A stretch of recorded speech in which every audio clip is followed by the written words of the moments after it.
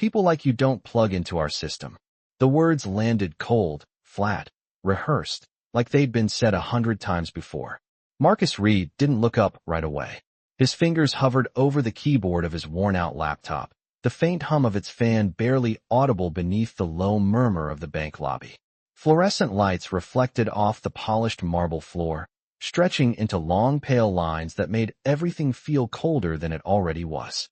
Around him, customers sat in quiet rows, scrolling phones, signing papers, pretending not to notice. But they noticed. They always did. Marcus slowly lifted his eyes. Officer Grant Cole stood over him, arms crossed, posture rigid, his uniform pressed sharp enough to cut. The badge on his chest caught the overhead light, flashing once, like a warning. "I'm just using the outlet," Marcus said, voice calm, steady, like he had practiced keeping it that way. His laptop screen glowed faintly in front of him, lines of code scrolling in tight, precise patterns. Numbers. Commands. A language most people in the room would never understand. Grant didn't even glance at it.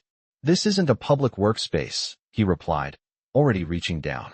The moment happened fast but felt stretched, like time hesitated. His hand closed over the edge of Marcus's laptop and pushed it shut with a firm click that echoed louder than it should have. Heads turned. A woman near the counter paused mid-signature. A man in a suit lowered his phone just enough to watch.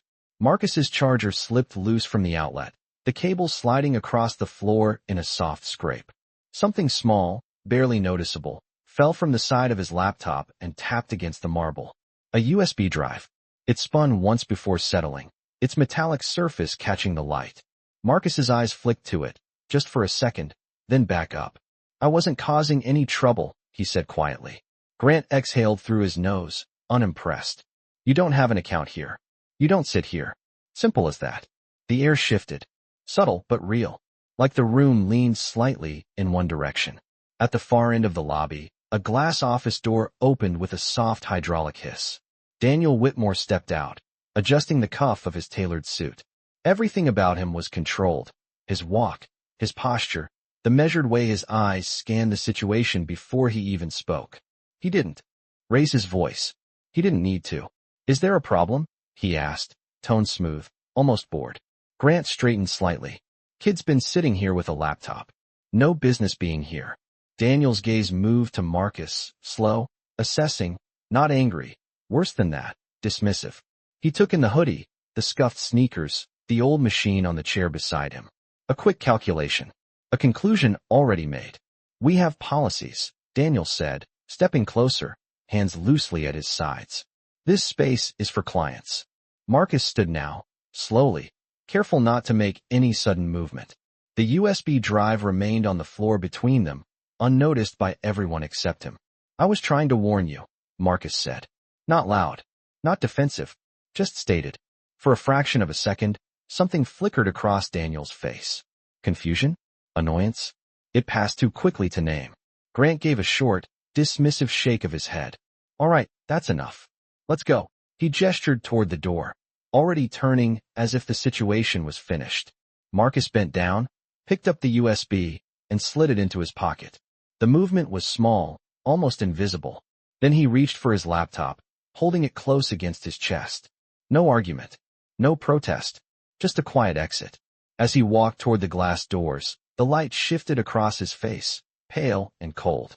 Behind him, the room exhaled, conversations resuming in low tones, tension dissolving into routine. But just before the door closed behind him, a faint sound echoed from somewhere deeper in the building. A sharp electronic chime. Then another. Marcus paused outside for half a second, rain beginning to dot the sidewalk, his reflection faint in the glass. Inside, no one had noticed yet. Not the screens flickering. Not the system beginning to stutter. Not the problem they had just asked to leave. The rain came down in a thin, steady sheet, tapping softly against the glass like fingers that refused to be ignored. And Marcus Reed stood just outside the bank's doors, his laptop tucked under his arm, hoodie dampening at the edges as the cool air wrapped around him. But he did not move away. He just turned slightly, eyes fixed on the reflection in the glass where the bright interior lights blurred into pale streaks. And for a moment, everything looked calm again, like nothing had happened, like he had never been there. But then, the first flicker came, subtle, almost polite, a teller's screen blinking once before returning to normal, and inside, a woman at the counter frowned, tapping her keyboard a little harder than before, as if pressure could fix what she did not understand. While behind her another monitor stuttered, the numbers freezing mid-update, and the quiet rhythm of the room shifted again, almost imperceptibly, like a heartbeat missing a beat. And Marcus exhaled slowly, his breath fogging faintly against the glass. Because he recognized that pattern, he had seen it before, not in this building, not with these people, but in lines of code that behaved exactly the same way, small glitches that pretended to be harmless until they were not. And inside the office, Daniel Whitmore had just stepped back behind his desk when his assistant knocked once and pushed the door open without waiting, her expression tight in a way that did not belong in a place built on control.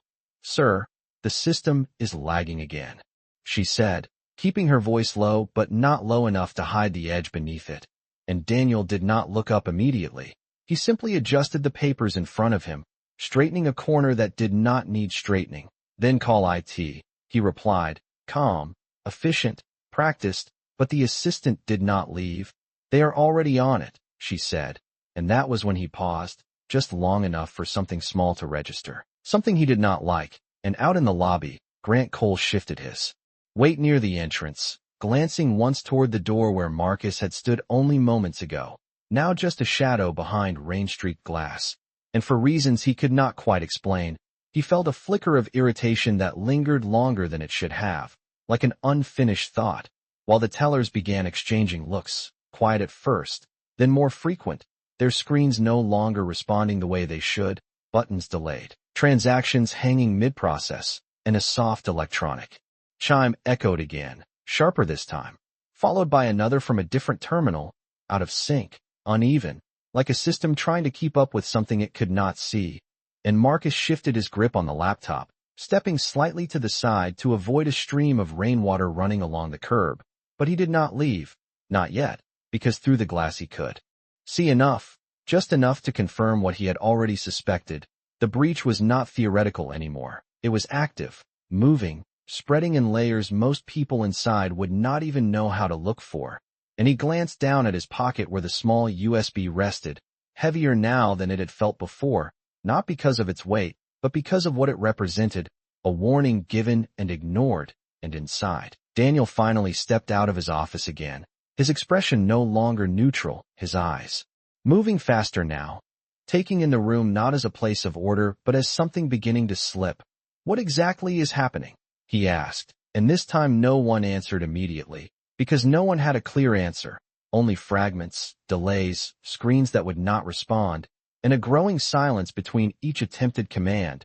And outside, Marcus looked back at the glass one more time, rain tracing lines down the reflection of his face. And for a brief second, he hesitated, not out of fear, not out of doubt, but because he understood something the people inside did not yet realize. This was the moment where ignoring him would start to cost them, and the system, quiet just seconds ago, let out another sharp chime that cut through the lobby like a signal no one could pretend not to hear anymore. "It is stuck," he said, choosing his words carefully, and across the room another screen went dark for half a second before flickering back, displaying numbers that did not align, balances shifting by small amounts, then correcting, then shifting again, subtle enough that a customer might not notice right away, but wrong enough that anyone watching closely could feel it, like a rhythm falling out of sync. And Grant Cole moved closer to the front desk, his earlier confidence replaced by something quieter, less certain, his eyes scanning the room not for threats but for answers, and for a brief moment his gaze drifted toward the glass doors again, where Marcus still stood outside, barely visible through the rain, and something about that image did not sit right, not because of what Marcus was doing, but because of what he was not doing. He was not leaving, not running, not reacting like someone who had just been dismissed. He was watching, and inside the bank the systems tried to recover. Again, a series of automated resets triggering in sequence, each one creating a soft cascade of electronic tones that overlapped and echoed, building into a pattern that felt less like a fix and more like a signal repeating itself. And in the back office, an IT specialist connected remotely, his voice coming through a speakerphone now placed on the counter. I am seeing irregular access requests across multiple nodes, he said, his tone professional but edged with concern. It looks like something is cycling permissions, but I cannot trace the origin yet. And Daniel leaned slightly forward, one hand resting on the counter, fingers pressing into the polished surface, grounding himself in something physical as the abstract problem unfolded in front of him. Then isolate it, he said, direct, controlled, but the voice on the other end hesitated, just for a second.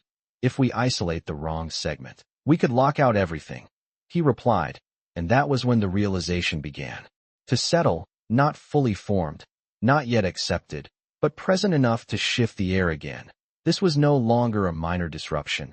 This was something layered, intentional, and moving faster than their response. And outside, Marcus reached into his pocket, his fingers brushing against the USB drive, and he turned it once between his thumb and index finger, feeling the ridged edge press lightly against his skin. A familiar anchor, while his eyes tracked the subtle flickers inside, the delays, the misalignments, all the signs pointing to the same conclusion he had already reached minutes ago. The breach was not just inside the system. It was feeding on it, adapting with every second it remained unchecked. And he glanced up at the sky briefly, rain still falling in steady lines, then back to the glass. And for the first time since he had stepped outside, his expression shifted, not to frustration, not to anger, but to a quiet decision forming beneath the surface. While inside the bank, another terminal chimed sharply and then went completely dark, and this time no one spoke at all. The darkness of the last screen did not stay contained to a single terminal. It spread in small, uneven pulses, one monitor dimming, then another hesitating, until the glow that once filled the bank floor felt fractured, incomplete, and the silence that followed was no longer passive. It pressed in from every direction, thick and expectant, as if the building itself was waiting for someone to understand what was happening. And Daniel Whitmore straightened slowly, his usual composure tightening into something more deliberate, his eyes moving from screen to screen, tracking the pattern not as isolated failures, but as pieces of something larger, something coordinated. Shut down external access, he said, his voice low but firm, and the IT specialist on the speaker hesitated again, longer this time. I am trying, but the system is not responding to standard commands, he replied. And that was when a faint ripple moved through the lobby. Not sound, not motion, but awareness, the kind that spreads when people realize control is slipping. Customers shifted in their seats, some glancing at their phones as if confirming whether the problem extended beyond the room. Others watching the employees with growing unease, searching their faces for reassurance that was no longer there. And Grant Cole stepped closer to Daniel, lowering his voice. Do we need to clear the lobby? He asked, but Daniel did not answer immediately, his attention caught by something on one of the remaining active screens, a line of text flashing briefly before disappearing, too fast for most to notice, but not for him. Not now. And outside, Marcus Reed saw it too, the flicker, the anomaly, the signature buried inside the system's response, and his grip on the laptop tightened slightly, not out of fear but recognition, because this was no random failure. This was structured, layered, designed to escalate slowly enough to avoid immediate shutdown, but fast enough to overwhelm anyone reacting too late. And he took a step toward the door, then stopped, his reflection staring back at him through the rain-streaked glass, the same place he had been told he did not belong just minutes ago. And inside, Daniel exhaled slowly, making a decision that felt heavier than it should have. Do not panic the clients, he said finally, his voice steady again, controlled. Keep operations moving where possible.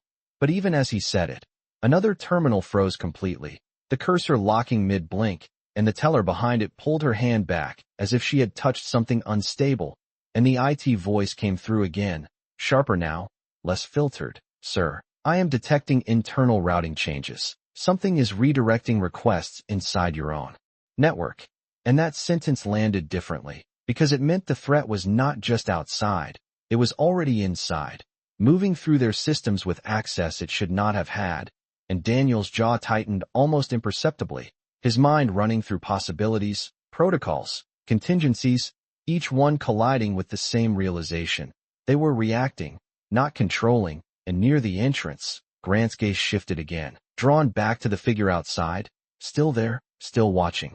And this time he did not look away as quickly, because something about the stillness felt wrong, out of place in the middle of a growing crisis. And Marcus met that gaze through the glass, not challenging, not defensive, just steady, like someone who already knew how this would unfold.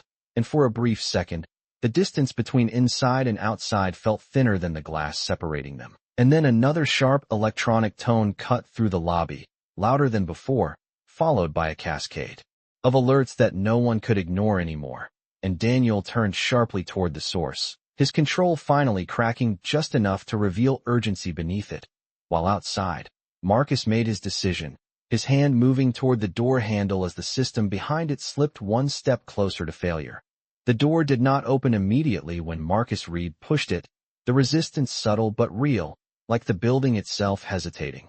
And for a fraction of a second, he almost stepped back, almost let the moment pass. But then the handle gave and the glass door swung inward with a soft mechanical sigh, letting the cold rain air slip into the controlled temperature of the lobby, and every sound inside seemed to sharpen at once. The electronic tones louder, the voices tighter, the tension no longer hidden behind professionalism. And Grant Cole turned at the movement, his posture snapping back into authority out of instinct more than certainty. "Hey," he started, already stepping forward. But Marcus did not stop. He moved with a calm that did not match the situation, his laptop held steady against his chest, his eyes not on Grant, not on the customers, but on the screens, on the patterns unfolding exactly as he had expected. And Daniel Whitmore noticed him at the same moment, his gaze locking onto the figure he had dismissed minutes earlier. And something in that recognition shifted, not fully, not enough to admit anything, but enough to pause the next command forming on his lips. And the room seemed to hold its breath again, a different kind of silence this time, one that carried weight, expectation. And Marcus stopped a few feet inside the door, water still dripping lightly from the edge of his hoodie, forming small dark spots on the marble floor. And he spoke before anyone else could, his voice steady, unraised, but clear enough to cut through the noise. "You are isolating the wrong segments," he said, and the words landed in the space between Daniel and the speakerphone like something fragile and dangerous at the same time. And Grant frowned, stepping closer, ready to remove him again. But Daniel lifted a hand without looking away from Marcus, a small gesture, but enough to stop him.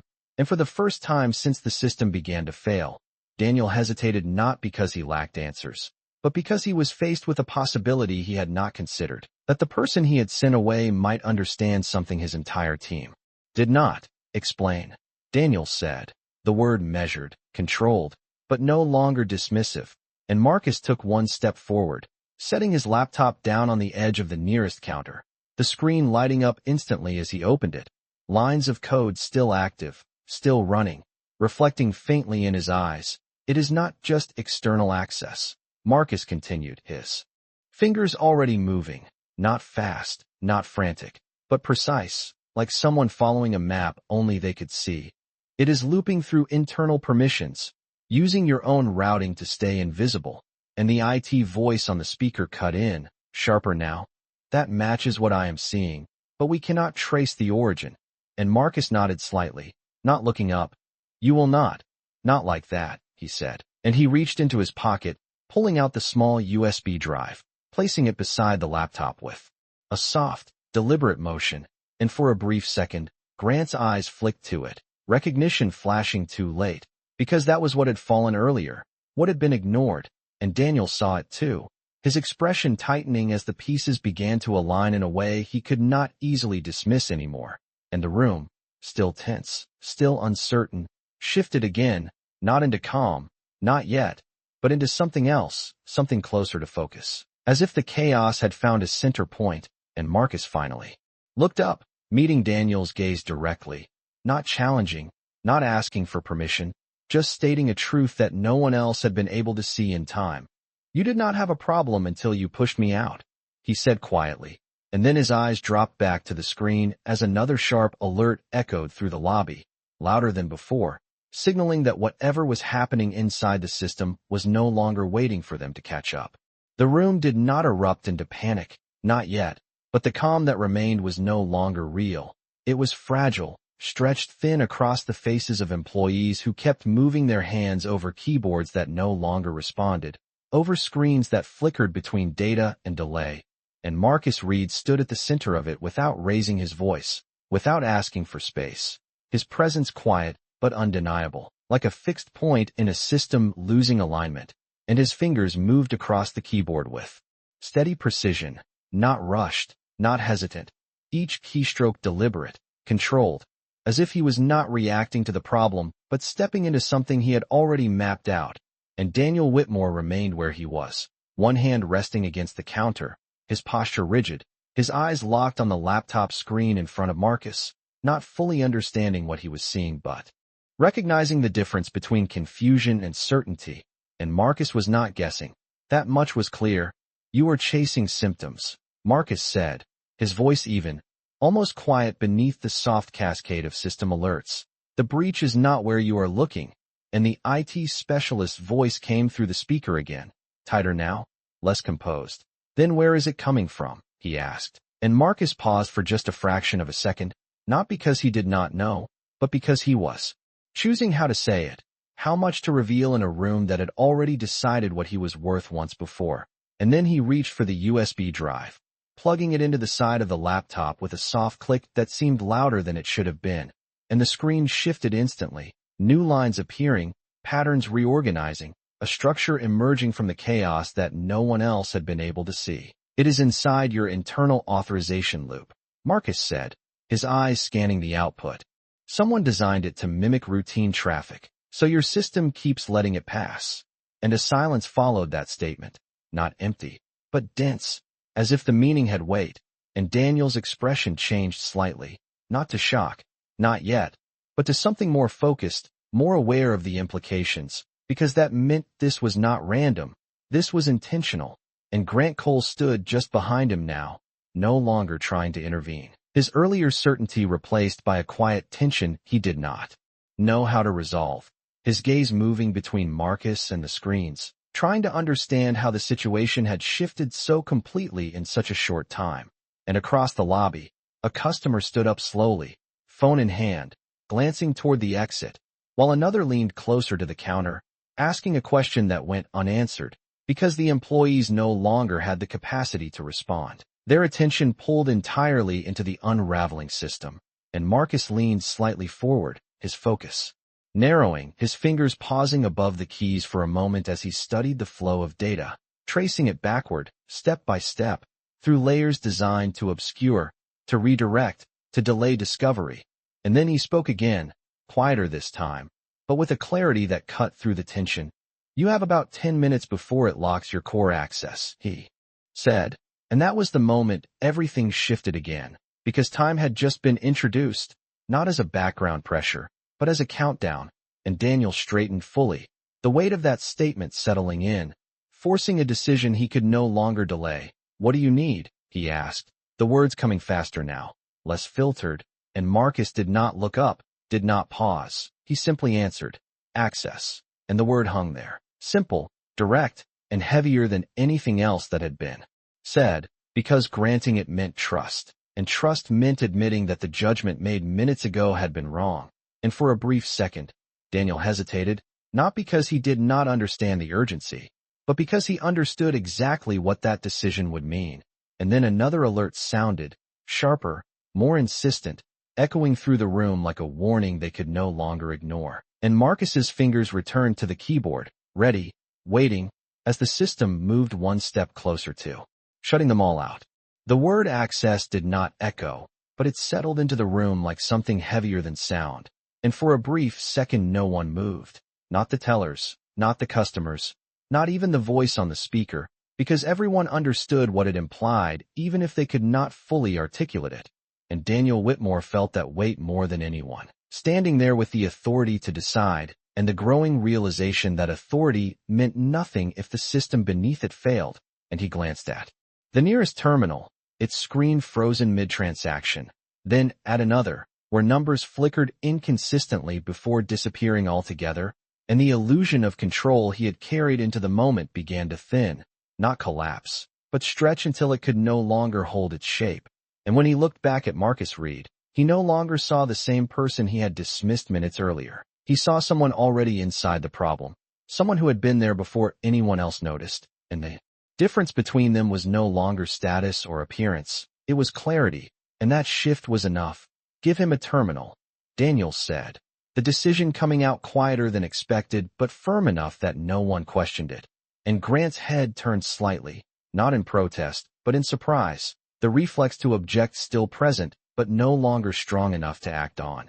And one of the employees hesitated before sliding aside, clearing space at the counter where Marcus already stood, and Marcus did not react to the permission, did not acknowledge it with thanks or hesitation.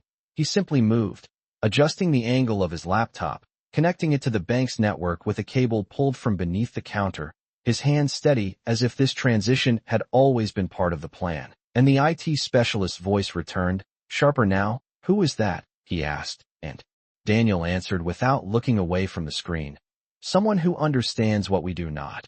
And the statement lingered, not fully accepted but no longer dismissed, and Marcus's fingers began moving again, faster now but still controlled, his focus narrowing as the system opened just enough to reveal deeper layers, pathways hidden beneath standard operations, loops that fed into themselves, masking the source while amplifying the damage. And he leaned slightly closer, his eyes scanning the output with quiet intensity. "You have a recursive authorization loop," he said, "more to the system than to anyone else. It is rewriting permissions faster than you can reset them." And the IT voice responded immediately, "Tension clear now. Can you stop it?" And Marcus paused, just for a second, not to think, but to measure, to calculate the margin left between control and collapse. "Not by shutting it down," he replied. "If you force it, it will trigger a full lockout."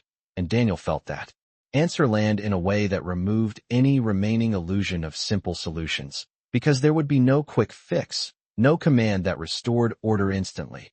This required precision, timing, and trust in someone he had not trusted at all minutes earlier.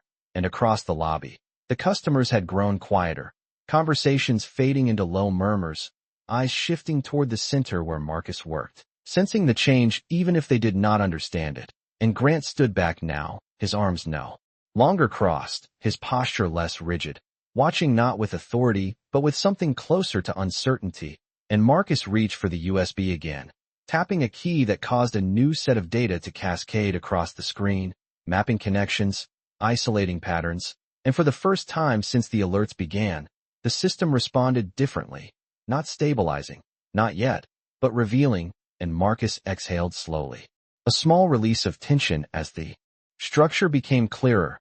"I can trace it," he said, his voice steady, and then, quieter, almost to himself. "But I need them to think we are not looking." And Daniel's eyes narrowed slightly, understanding just enough to follow. "Then do not stop anything," he said, the decision forming as he spoke. "Let it run." And the words carried risk, but also intent. And Marcus nodded once, his fingers already moving again, guiding the system not toward immediate control, but toward something deeper, something that could end it at the source, while the clock Marcus had set in motion continued to tick quietly in the background, each second narrowing the space between success and shutdown. The system did not stabilize, but it stopped spiraling blindly, and that difference was enough for Marcus to see deeper. The chaos no longer random but patterned, like a signal hidden inside noise. And his eyes moved quickly across the screen, tracking threads of access requests looping through layers that should never have intersected, while the soft hum of the bank's lighting seemed louder now, filling the silence left by customers who had stopped speaking altogether, their attention fixed on the tension unfolding in front of them. And Daniel Whitmore stood just behind Marcus, no longer directing, no longer interrupting, his presence reduced to observation, to waiting, something he was not used to. And yet he did not step in. Not now.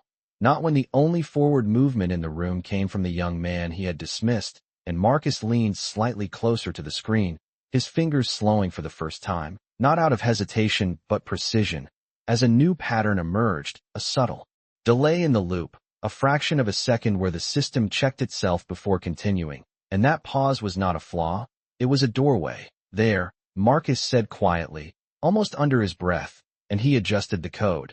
inserting a trace that did not disrupt the flow but followed it, like stepping into a current instead of fighting it, and the IT specialist's voice came through again, tense but controlled. "What are you seeing?" he asked, and Marcus did not look up. "A mirror," he replied. "It is reflecting your own permissions back at you, so it looks legitimate."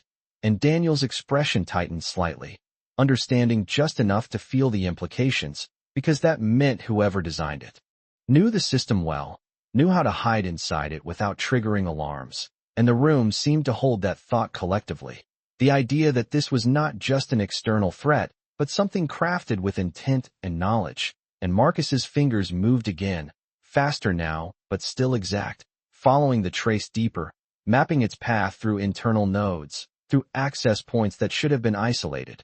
And then he paused again, his hand hovering above the keyboard, his eyes narrowing slightly as something shifted in the pattern, something unexpected, and for a brief moment the entire room seemed to lean into that stillness, waiting for him to speak. And when he did, his voice was quieter than before, but heavier.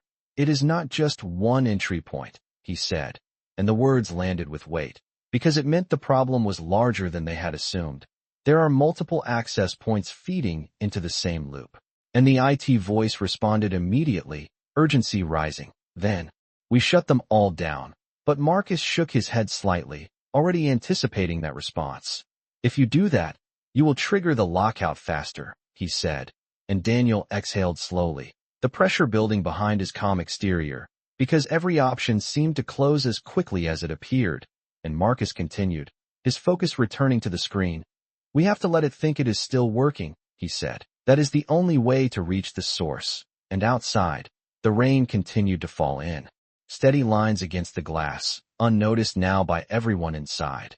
The world beyond the bank fading into the background as the crisis narrowed their focus inward. And Grant Cole shifted slightly near the entrance, his earlier authority replaced by a quiet watchfulness. His gaze fixed on Marcus not with suspicion, but with something closer to respect, though he had not yet admitted it to himself. And Marcus tapped another key, the trace extending further, deeper into the system, and then it happened, a brief flash on the screen, a string of data that did not belong, too precise, too deliberate to be part of the automated loop, and Marcus's eyes locked onto it instantly, his breath slowing, his entire focus sharpening around that single point.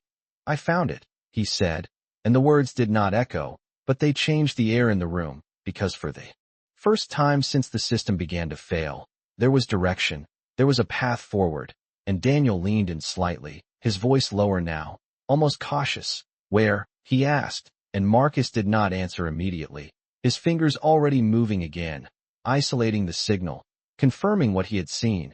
And then he spoke, not looking away from the screen. "Inside your own network," he said, "and it is still active." The words "inside your own network" did not settle easily. They moved through the room like a quiet shock, not loud, not explosive, but deep enough to change the way everyone stood, the way they looked at the screens, at each other, and at the system they had trusted to run without question. And Daniel Whitmore felt that shift most clearly, because it meant the threat was no longer distant, no longer something external that could be contained or blamed on an unknown outside force. It was already here, woven into the structure of his own operation, and for a brief moment his jaw tightened, not in anger, but in recognition of how much control had already slipped beyond his reach. "Trace it," he said, his voice lower now, more focused, stripped of the authority he had used earlier and replaced with something closer to urgency. And Marcus Reed did not respond with words, he responded with movement, his fingers adjusting the flow of the trace he had embedded, narrowing the path, filtering out the noise, isolating only what mattered. And the screen shifted again, the data stream thinning until a single line began to stand out, repeating at intervals too precise to be accidental. And Marcus leaned in slightly, his eyes locking onto it, following its pattern as it moved through internal nodes, bouncing between access points that should never have been connected. And the IT specialist's voice came through again, sharper now, almost impatient. "Where is it routing from?" he asked. And Marcus exhaled slowly, not out of uncertainty but concentration, because the answer was forming, piece by piece, and he needed to be sure before he said it. And around him the bank had grown completely still, The customers no longer whispering. The employees no longer pretending to work. Every movement slowed. Every sound muted except for the soft, relentless ticking of the system trying to keep up with something it could not control, and Marcus tapped another key, the trace extending one level deeper. And then it happened again. That same flicker, that same precise delay, but this time it did not disappear. It held for just long enough to reveal its origin, and Marcus's expression shifted, not to surprise, not to fear, but to confirmation. It is coming from a privileged terminal, he said, and the words carried a different kind of weight, because privileged access meant trust, meant authorization granted from within, and Daniel's eyes narrowed slightly, his mind already moving through the implications, because there were only a limited number of terminals with that level of access, and each one was supposed to be secure, monitored, controlled, and yet the system in front of him was proving otherwise, and Marcus continued, his voice steady. It is masking itself as routine authorization checks, but it is not checking anything. It is rewriting. And the IT voice responded immediately, tension rising. Can you identify which terminal?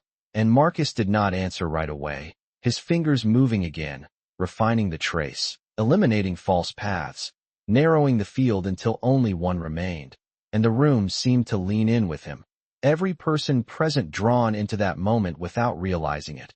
And then he stopped, his hand resting lightly on the keyboard, his eyes fixed on the screen, and when he spoke again, his voice was quieter than before, but it carried certainty.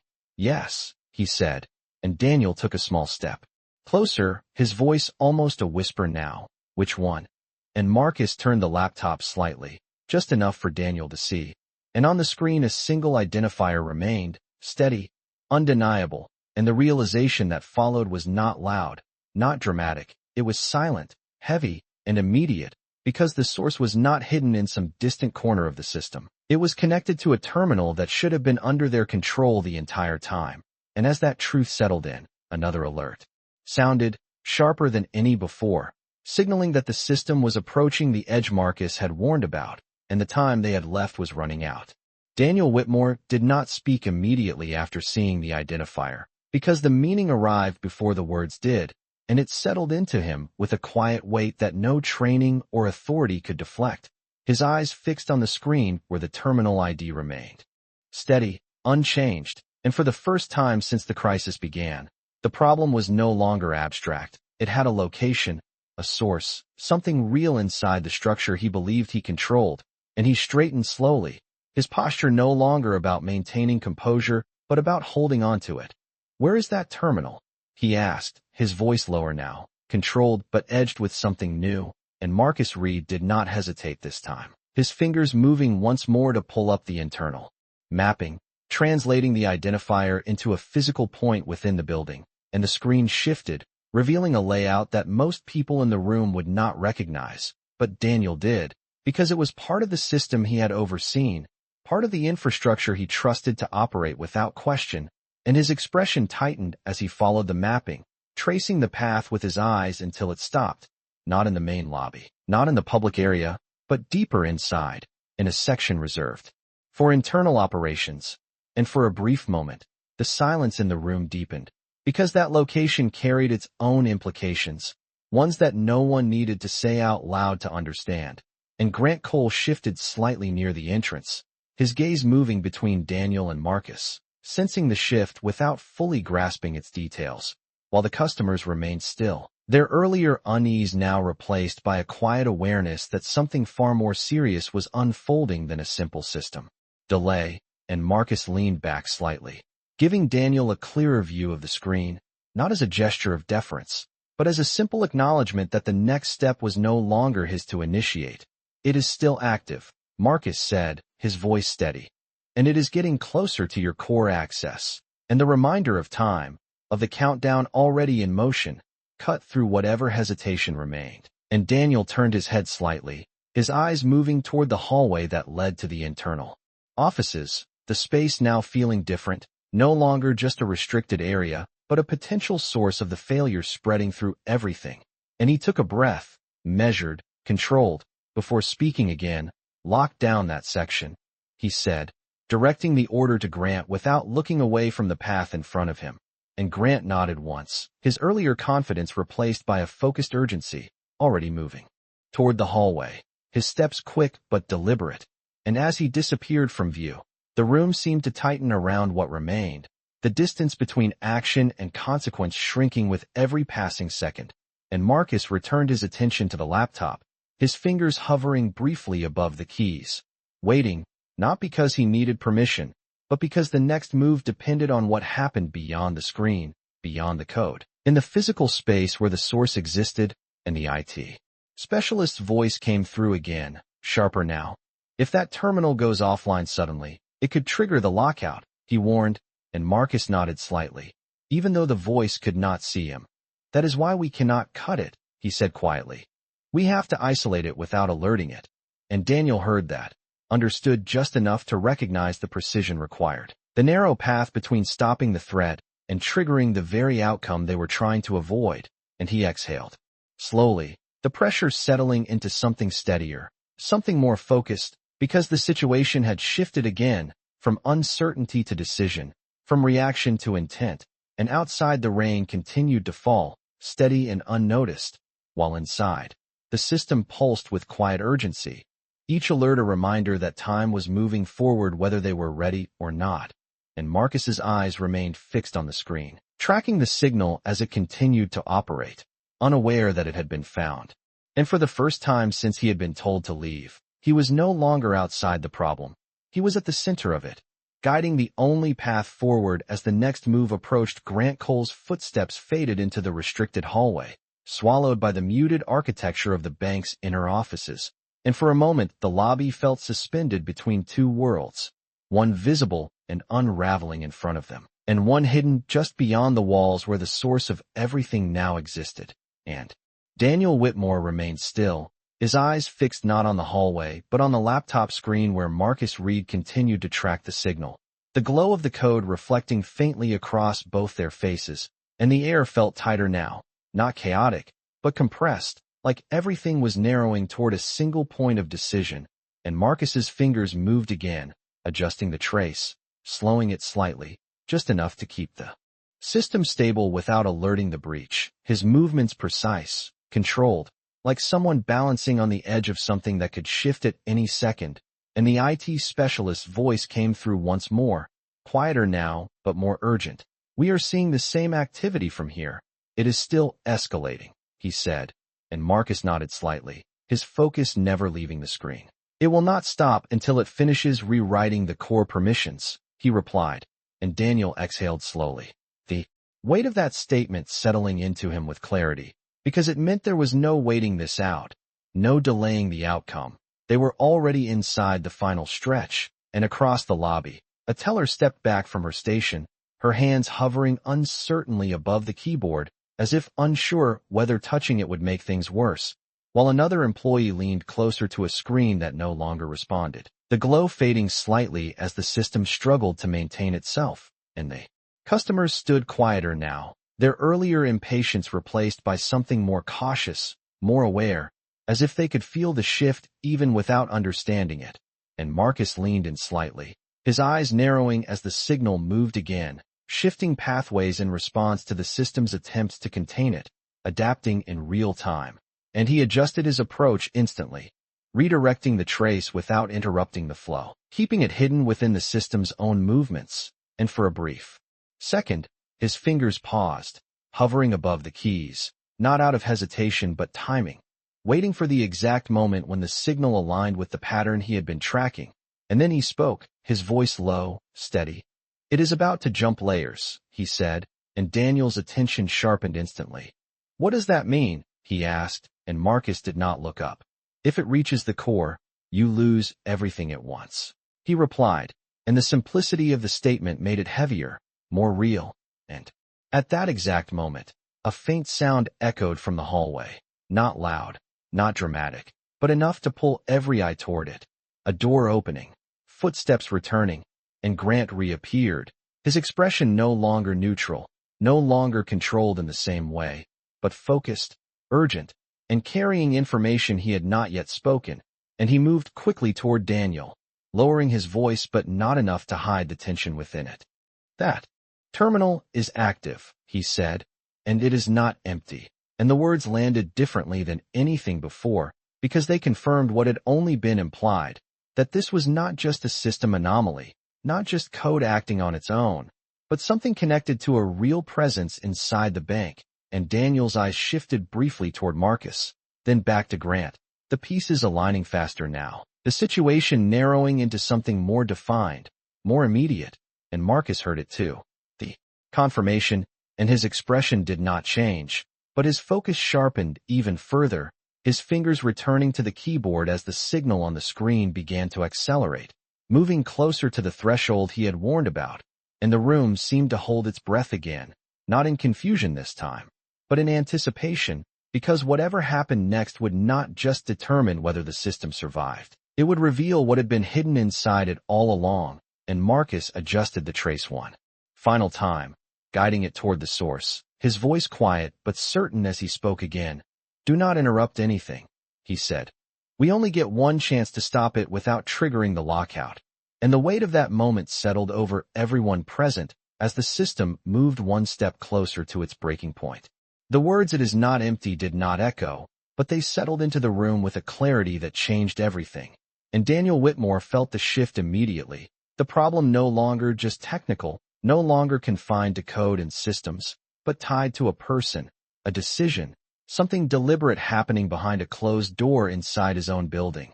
And for a brief second, he looked toward the hallway again, not with uncertainty, but with a sharper awareness of what was now at stake. And then his attention returned to Marcus Reed, because the system was still moving, still approaching the threshold that could shut everything down. And there was no time to divide focus, and Marcus did not look up. He did not react to the revelation the way others did, because for him the confirmation only narrowed the path forward. It did not change it. His fingers moving with quiet precision as the trace he had embedded followed the signal deeper, closer, the patterns tightening, the delays shortening, and the system's behavior becoming more aggressive, more unstable, as if it sensed the proximity of being exposed. And the IT specialist's voice came through again, sharper now, almost strained. "We are losing response time across all nodes," he said. "Whatever it is accelerating." And Marcus nodded slightly, his eyes fixed on the screen. "It knows it is running out of time," he replied, and Daniel absorbed that, the implication settling in with a quiet weight, because it meant the system was not just reacting, it was being guided, adjusted in real time. And the presence Grant had confirmed in the restricted area was not passive, it was active, aware, and still operating. And across the lobby, the air felt heavier now. Every small sound amplified, the faint hum of electricity, the soft shifting of shoes on marble, the distant echo of movement from the hallway, all of it layering into a tension that no one could ignore. And Marcus leaned slightly closer to the laptop, his fingers pausing for a fraction of a second as the signal reached a critical point, a convergence of pathways that had been building since the first alert. And he spoke again, his voice low but clear. "This is the only window," he said, and Daniel stepped closer instinctively, not to intervene, but to witness, to understand what was about to happen. And Marcus moved, not faster, not rushed, but with exact timing, inserting a command that did not block the signal, did not shut it down, but redirected it, folding its own access loop back onto itself in a way that mirrored its original design. And for a moment nothing changed. The system continued to flicker, the alerts continued to sound, and then, slowly, almost imperceptibly, the pattern shifted, the recursive loop tightening, turning inward instead of outward, and the data stream on the screen began to stabilize, not fully, not yet, but enough to show that the direction had changed. And the IT specialist's voice broke through again, this time with something different beneath the tension. "I see it," he said. "It is isolating." And Marcus exhaled quietly, not relief, not victory, just a measured acknowledgement that the first part had worked. And he continued, adjusting the containment, guiding the signal into a confined loop that could no longer spread through the system. And Daniel watched closely, the weight in his chest easing slightly, but not disappearing. Because this was not over, not until the source was fully cut off. And Marcus spoke again, softer now, but certain. Now we can see who is controlling it, he said, and the words shifted the focus one final time, from stopping the system to revealing the truth behind it. And in the distance, from beyond the hallway, a faint sound echoed again, not loud, but enough to remind them that whatever had started this was still there, still connected. And the system, once spiraling out of control, now held in a fragile balance, waited for the final move that would end it. The system did not collapse. It did not shut down. It held, balanced on the edge Marcus Reed had created, the recursive loop folding inward on itself, contained, visible. And for the first time since the first alert echoed through the lobby, the noise began to fade, not all at once, but gradually, like a storm losing strength without anyone announcing that it was over. And Daniel Whitmore felt that shift in the silence that followed, the kind that comes after something almost breaks but does not. And he stood there, watching the screen as the data stabilized into something recognizable again, something controlled, and Marcus did not stop moving. Not yet, his fingers continuing to refine the containment, ensuring that the signal remained isolated, unable to spread, unable to recover, and the IT specialist's voice came through one last time, steadier now. "We have full visibility," he said. "The loop is contained." And Marcus nodded. Slightly, his eyes still on the final sequence, tracing the origin point now that it could no longer hide. And he tapped one last key. A small, precise motion that completed the process, and then he leaned back just enough to let the screen settle. And in that stillness, the truth remained, clear and undeniable, the source identified, the access point exposed, and whatever had been running inside the system was no longer invisible. And Daniel exhaled slowly, a breath he had been holding longer. Then he realized, his posture easing not into relief but into something quieter, something closer to recognition. And across the lobby, the employees began to move again, cautiously at first, testing their terminals, watching as the screens responded normally, the delays gone, the errors no longer repeating, and a soft murmur returned, not panic, not confusion, but the low sound of people realizing that something had been stopped just in time. And Grant Cole stepped back into the lobby from the hallway, his expression different now, the urgency still there but layered with something else, something unspoken, and he glanced once toward Marcus, then toward Daniel, as if unsure how to place what had just happened, and Daniel met that look briefly, then turned back to Marcus, who was already closing his laptop, the screen dimming as the code disappeared, leaving only the reflection of the overhead lights across its surface. And for a moment neither of them spoke, because the gap between what had happened and what it meant had not fully settled yet. And then Daniel finally said it, his voice quieter than before, stripped of the distance it carried earlier. "You saw it before we did," he said, not as a question, but as an acknowledgement, and Marcus paused, his hand resting lightly on the edge of the laptop, and he looked up, meeting Daniel's gaze without challenge, without hesitation. "I tried to tell you," he replied, and there was no accusation in his tone, no need for it, just a simple truth that carried more weight than anything louder could have.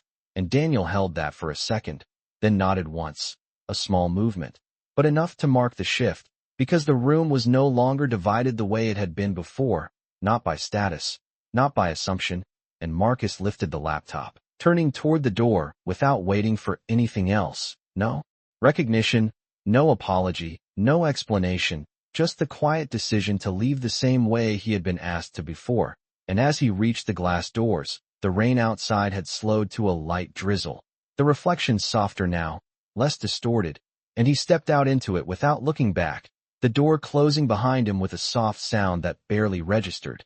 And inside, the bank returned to its rhythm, screens glowing steadily, voices low and controlled, but something had changed beneath it, something that would not reset as easily as the system had.